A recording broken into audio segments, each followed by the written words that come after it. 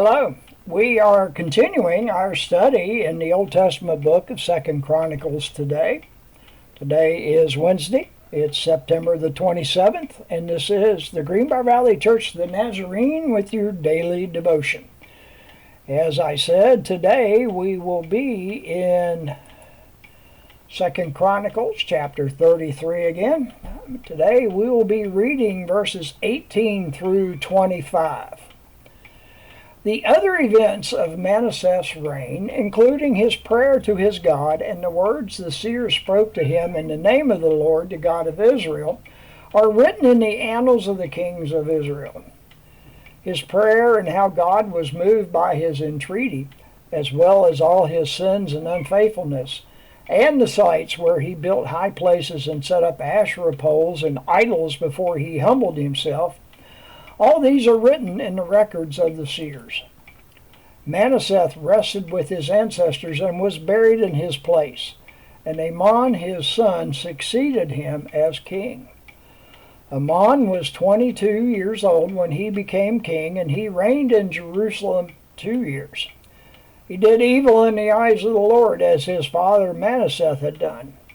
Amon worshipped and offered sacrifices to all the idols Manasseh had made. But unlike his father Manasseh, he did not humble himself before the Lord. Amon increased his guilt. Amon's officials conspired against him and assassinated him and his palace. Then the people of the land killed all who had plotted against King Amon, and they made Josiah his son king in his place. And that is the word of the Lord. Our article today is titled, Repentance Leads to Good Choices by Chad Geringer. Here's what Chad has to say. Excuse me.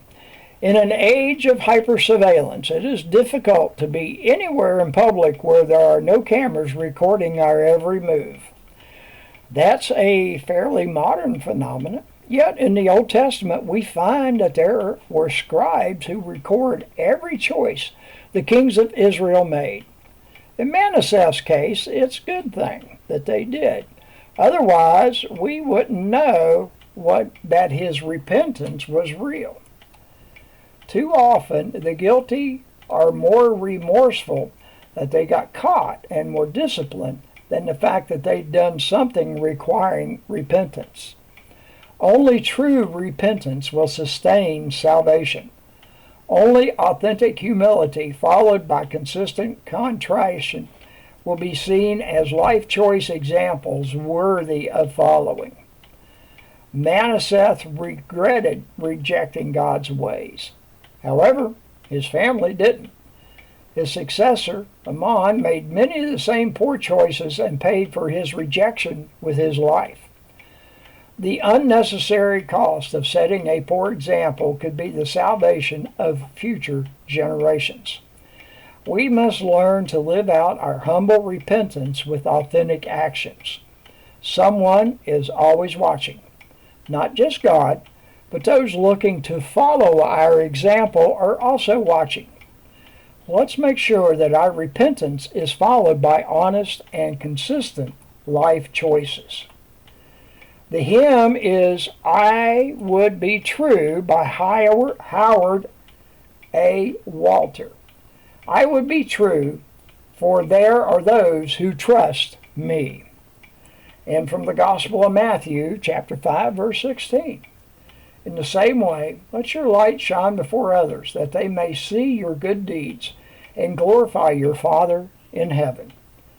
And please pray for faculty and students as they prepare for Christian ministry in Guatemala. And this is your daily devotion for Wednesday, September the 27th. Have a blessed day.